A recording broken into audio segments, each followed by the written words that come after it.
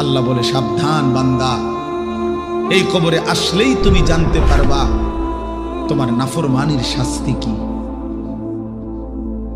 সুম্মা কাল্লা সাউফা তা'লামুন, আবারও জানতে পারবা হাসরের ময়দানে জাহান্নামের শাস্তি দিয়া তোমার নাফরমানির পরিণতি কি।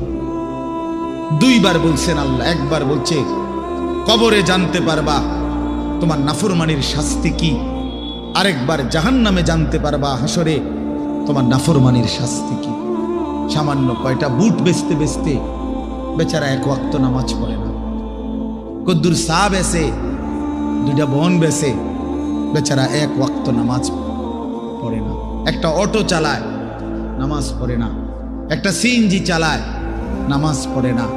12,000 14,000 টাকার একটা বেতন, এই কদ্দুর চাকরি করে, এটুকুর জন্য একটা নামাজ, একটা সেজদা দেয় না আল্লাহকে।